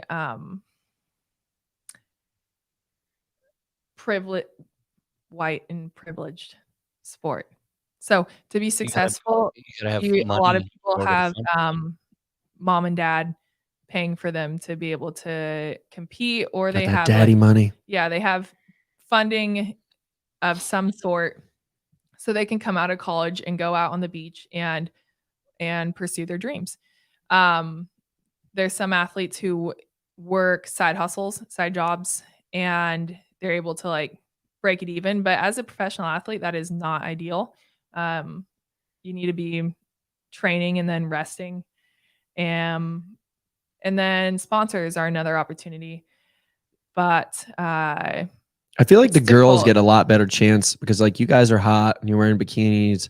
Beach volleyball jumping up and down. Sponsors. Yeah, I mean, what? It is hard. Just put a logo on your bikini in your butt. I immediately started getting way more opportunities once I started doing hybrid fitness. For some reason, beach volleyball is just hard to secure sponsors. You didn't think about this? Like, why don't you just put across your sports bra sponsor and across your butt? That's what we do. Yeah. I mean, that's where everyone's looking in the first place. And no, nobody's cashing in on that? Oh, they are. I mean, anytime. You're getting thousands of likes per picture. Like some of your pictures, you smashing balls, just like it's crazy. People love it. Yeah. I mean, yeah, maybe I'll secure some bigger sponsorships down the road, but it wasn't panning out. And if you, go talk to a lot of beach volleyball athletes, it's a real challenge to play that sport and make it work financially. So what's the ultimate? If you're top professional making 20K total for the year, how do you quote make it? Olympics. Is there any making it? What do you mean? Like, what's the ultimate goal? No. How do you make it by? How do you make it financially to where like it makes sense, and where is that break off point to where it's like you make it to here, you continue to only make 20K a year. You make it to this point, you see people stuck in it for years and years and years. And it's mentally so hard because you keep asking yourself, like, why am I doing this? It doesn't make sense financially, but the sport, I don't know. I think the sport's addicting. I think it casts a spell on people. You're at the beach. You're with a bunch of good-looking people having fun. Yeah, it is. I get a high when I play, honestly, and when I'm in that lifestyle, it's addicting. So people get stuck in it, and they have a hard time breaking away, even though you're literally just struggling all the time. Yeah. So where does the decision come that you're like, once again, I've been on this road for a long time. This is probably the longest road you've been on. Mm-hmm. When did you have to say, hey, like the Olympics are not going to happen and I need to let go? Yeah. It all happened at once, and it was challenging for me. But I went and played in my first beach volleyball tournament of the year. It was in March, and it was the Miami AVP. And I hurt my foot. Originally, they told me I broke it. They said I went to urgent care there, and they said you have a comminuted fracture, which means a bone in my foot was literally shattered. Nice. Devastating, because I'm like, oh my God, I smashed a bone in my foot. How did it I'm happen? gonna have to get surgery. It just started hurting, and I kept playing on it, and I knew something was wrong. I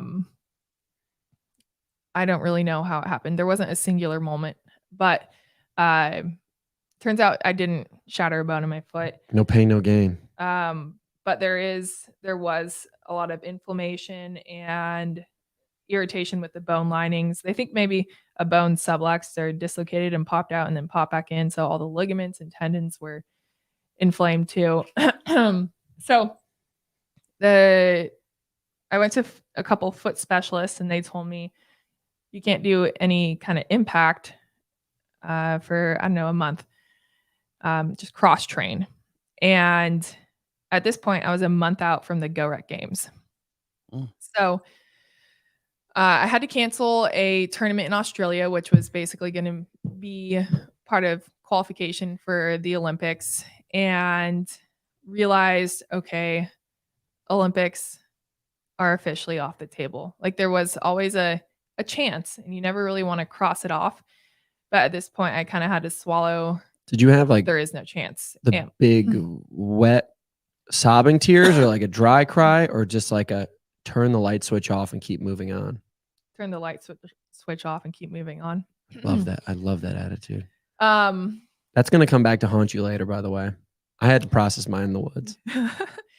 But what I did, I was cross training, and also I'm terrible at being injured. It is really hard for me because I'm so used to being able to use my body. I've seen your pinky. Yeah.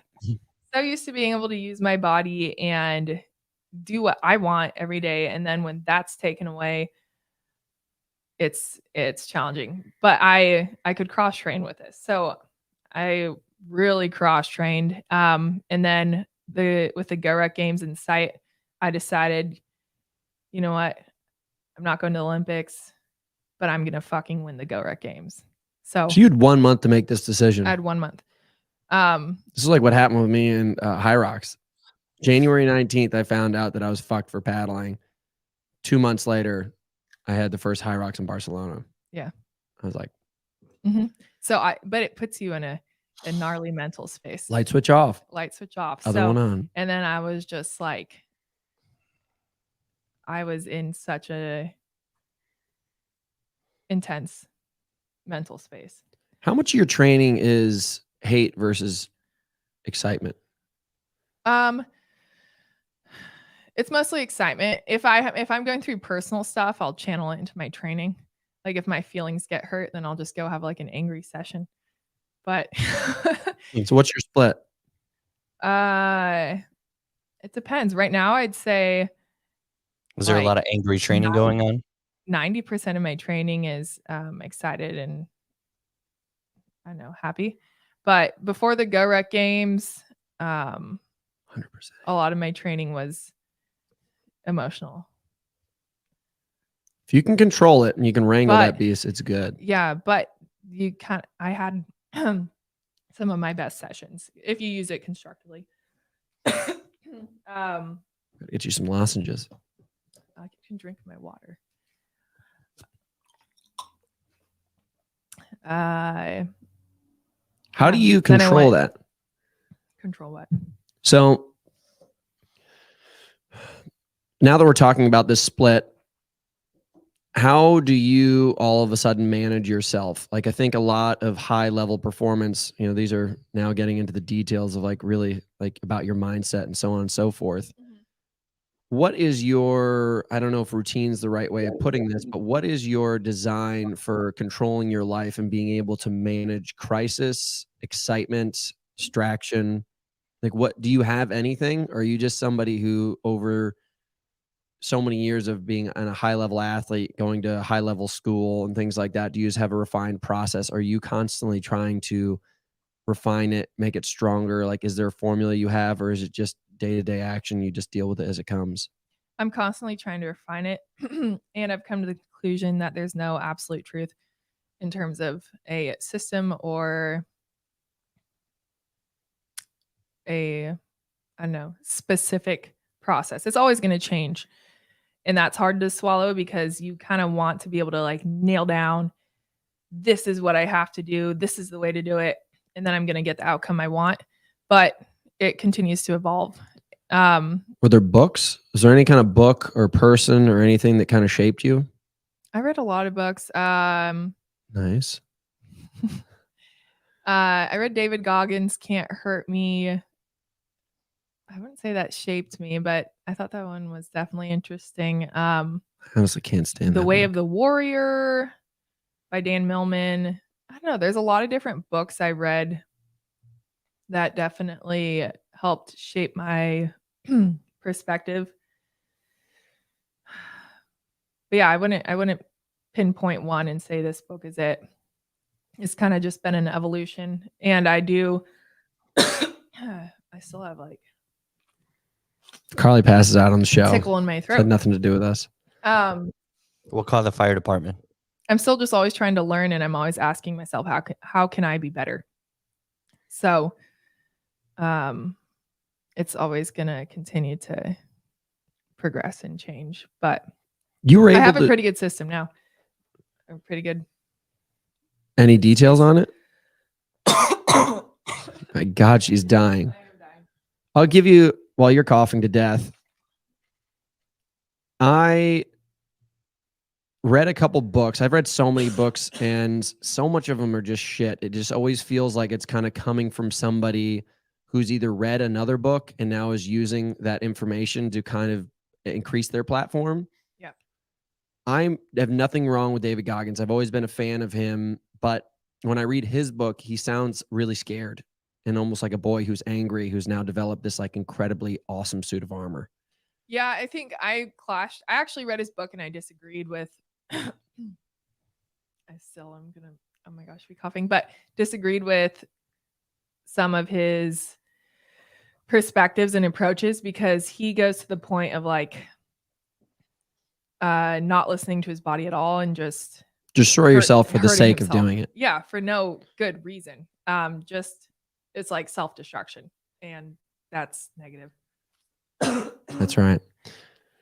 It took me until I got to this guy named Richard Albertson, and Bob Ramdas is his transform name, where I was able to, Yeah, I like Ramdas. yeah, I was able to fully understand this disassociation with like the ego attached with what we're doing. And you have to use it like a game.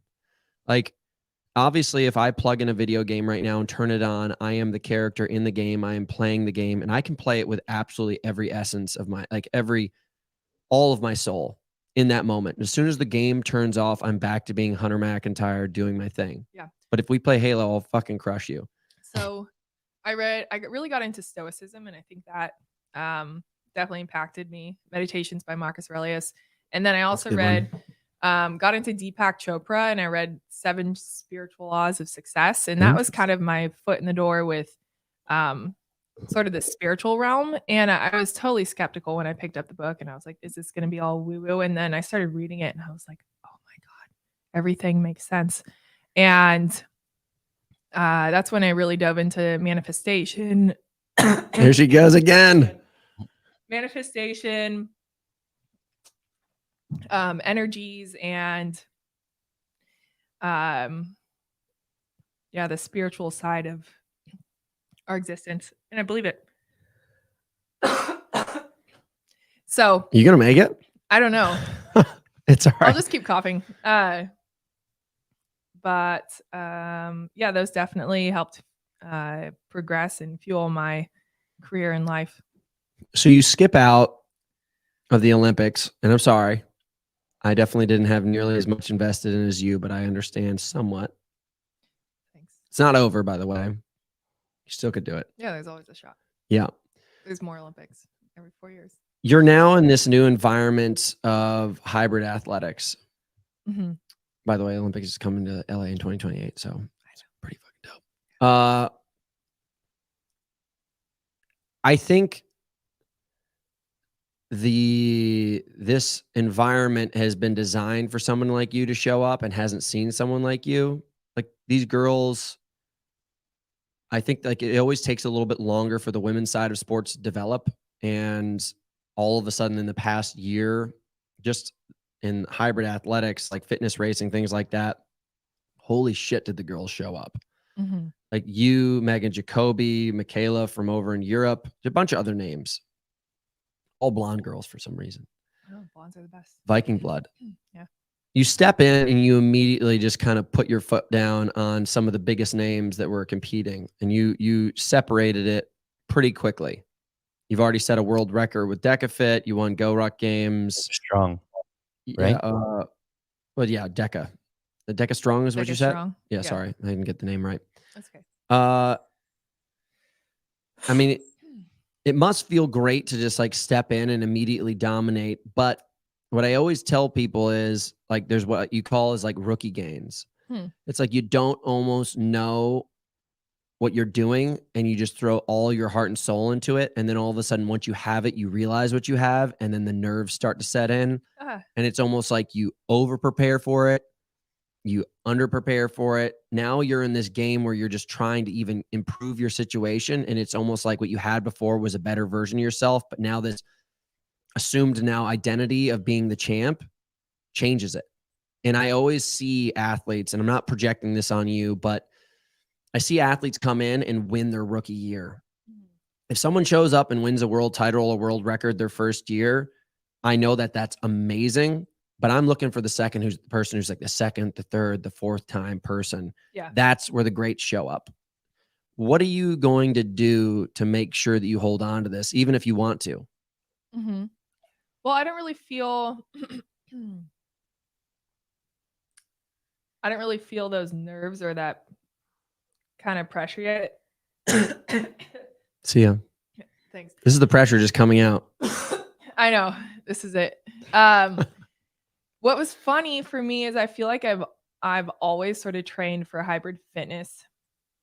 Even when I've been doing other things. I don't like training in a box. I like training to be an athlete first.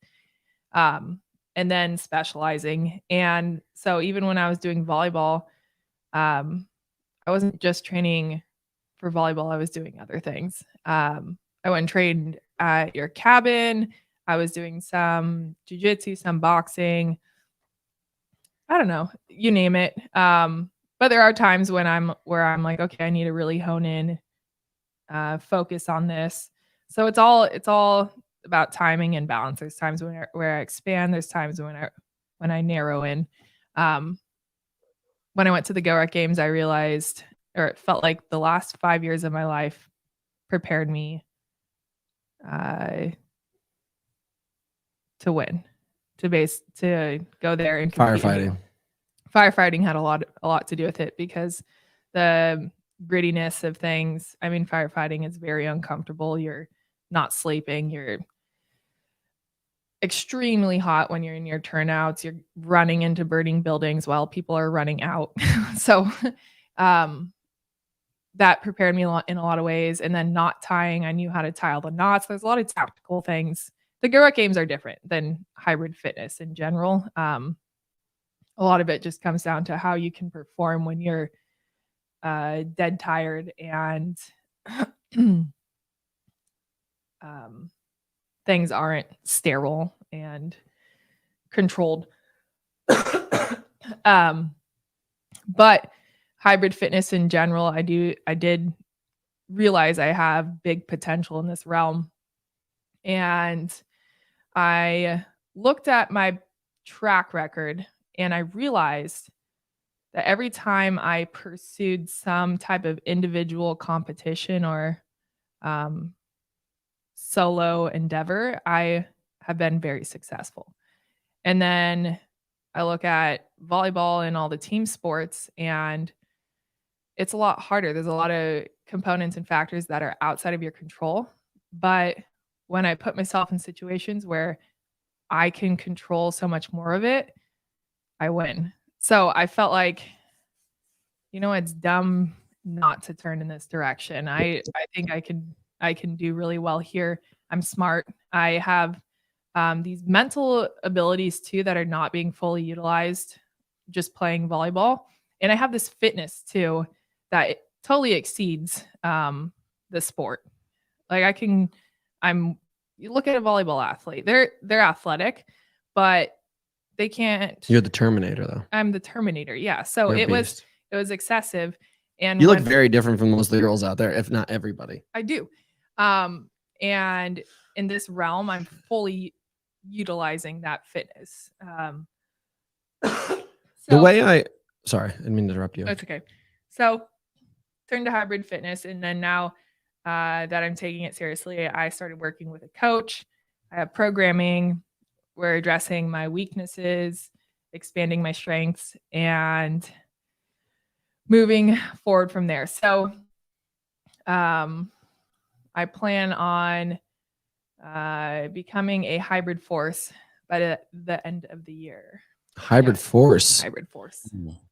So I'll pose another thing to you. The way I look at hybrid fitness racing, all this kind of stuff, whatever you want to call it, I kind of look at it like the game Risk. Like you are given X amount of pieces to start the game, and you could be the person that just takes your pieces and covers the entire board, but you have like, maybe one or two little people there. Or you could put a lot of depth and weight into certain areas and just like command like one region. Mm-hmm. Two things. What would you say is like the most commanding region of your aspect of fitness? Okay. And then what would you say is the next thing that you really want to conquer so that you can become this force? Good questions. I'd say my most commanding aspect at this point would be my strength.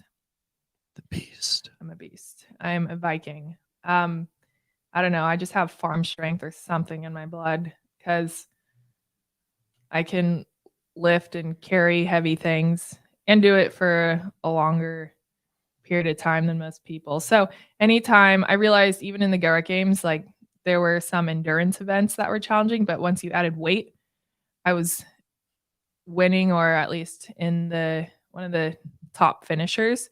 Because once I don't know, for others, once weight is added, they struggle. Once weight is added, it gives me an advantage.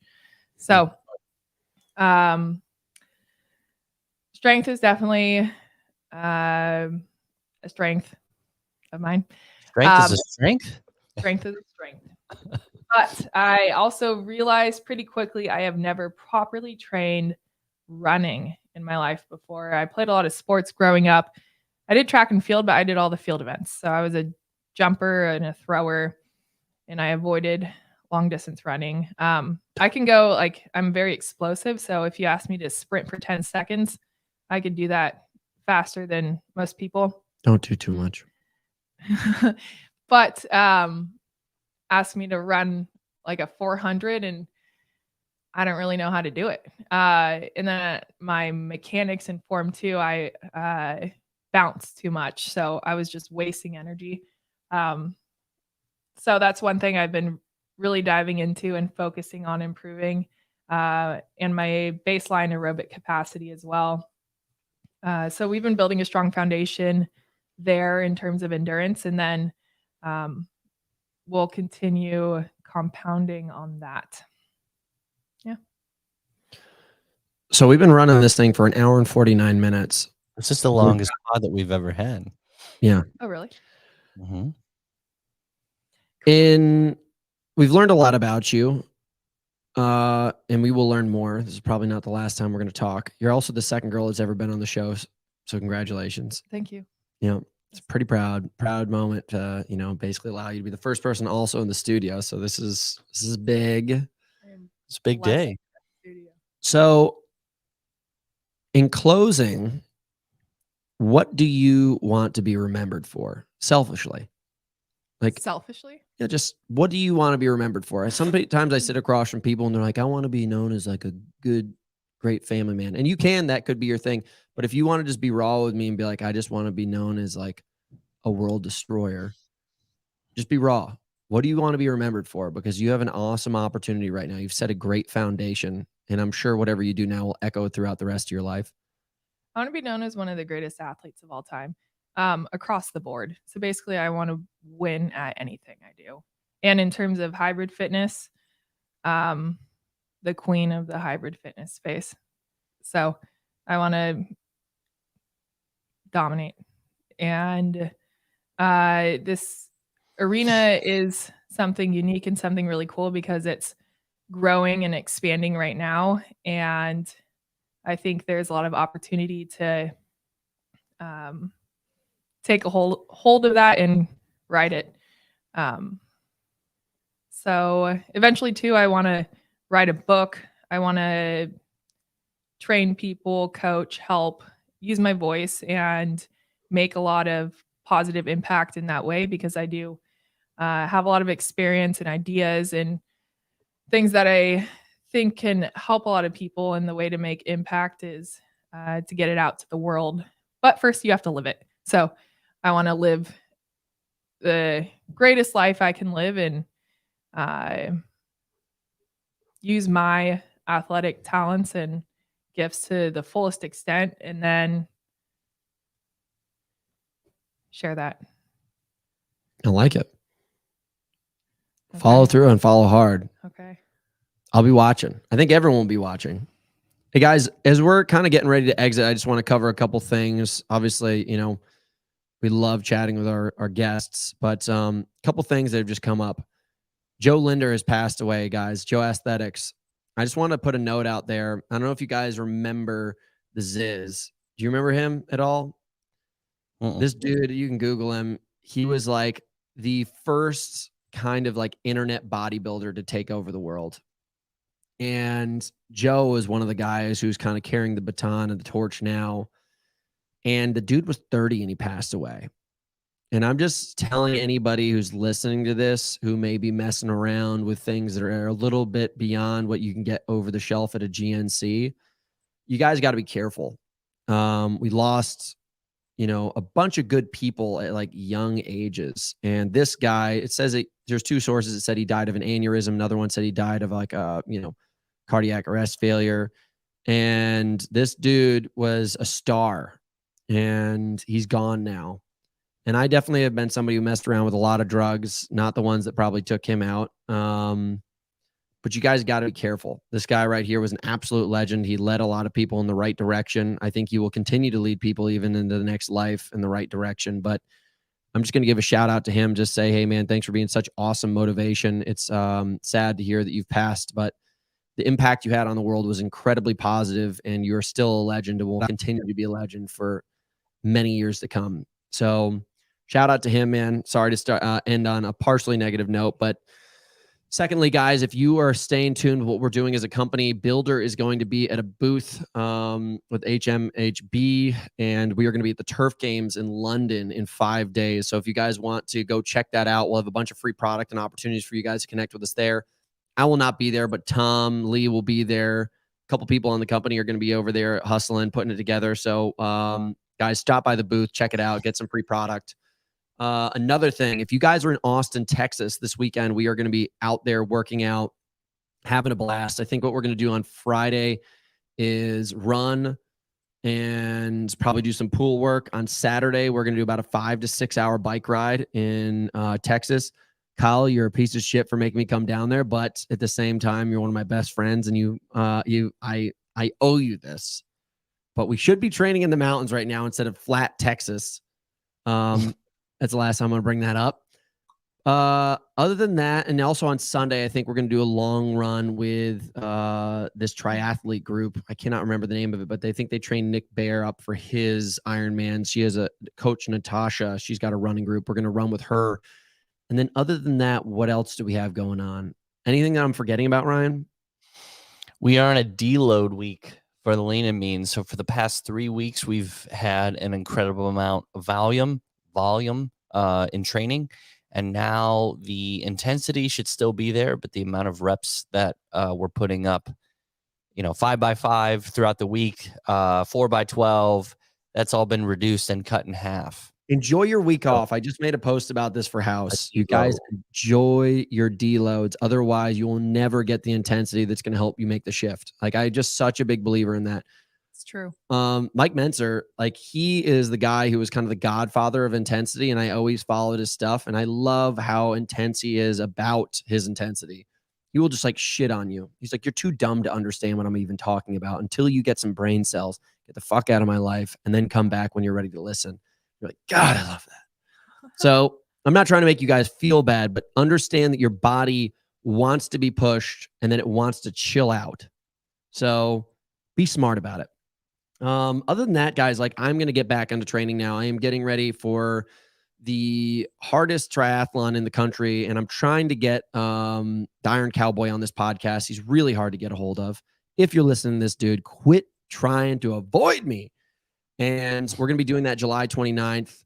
I'm getting ready for Murph training again. I'm going to be jumping into the Lean and Mean group and just kind of adjusting some of my stuff, but I need to get my body back. I've been shitting my pants for a week. I know that's too much information, but this is my show, so listen up. Other than that, guys, we will be in the studio more often. We are super pumped that you guys have been able to step in and listen to our first long-form interview. Carly, this has been a blast. Like, where can we find you? Where can we stalk you? Where do we get information about Carly? I would say I'm most active on Instagram, so you can find me at Carly Wopat on Instagram. There's only one of me. I don't really use other social media platforms that much. I do have a TikTok and Facebook, but don't expect me to be on those. Smart. And yeah, if you want to contact me, email me or something. Slide in the DMs. There you go. Okay. I call you Carly Warpat. Warpat? Ooh, yeah. I like that. That's my nickname for you. You're just you're the Carly beast. on the warpath. Yeah, exactly. I am on the warpath. Look at these pictures. Makes me look like a little kid. I gotta delete all my bad pictures on Instagram right now, Ryan. All right. Put some You're looking like Terminator here. Yeah. Total beast. Total beast. Guys, we made an hour and 51 minutes and 39 seconds. Thank you so much for tuning in. This has been an absolute blast. Carly, I'm very grateful. We got bagels to eat. Yes. Life is about to get good. All right, guys, you can expect us to tune in. We may get another show in this week, but likely you can expect to see us every single Monday. We'll bring in some badass guests. Remember, guys, if you like what we're doing, like, comment, subscribe. I recognize that we have hundreds and hundreds and hundreds of individuals coming to watch these shows. We've only got 15 likes on Shopify. You guys are being fucking cheap with your likes or reviews. So give us some stars there. It helps out with what we're doing. Spotify, whatever. Yeah. My bad. Other than that, guys, you can expect us to be doing some badass stuff. If you have questions, ideas, or guests that you'd like us to bring on, just throw it our way. We're going to have a really good time with this, and thank you so much for tuning in. What's the story with the hat? Because if I walk into a restaurant and you're with your boyfriend, I expect you to do exactly what you say on top of my head and take some action. All right, guys, I'm out. Later. Ryan, I'll call you later, brother. True. All right. Thank you, Carly. We'll see you later. Bye. Thank you. Nice work. You left the screen, bro. All right. Later, y'all.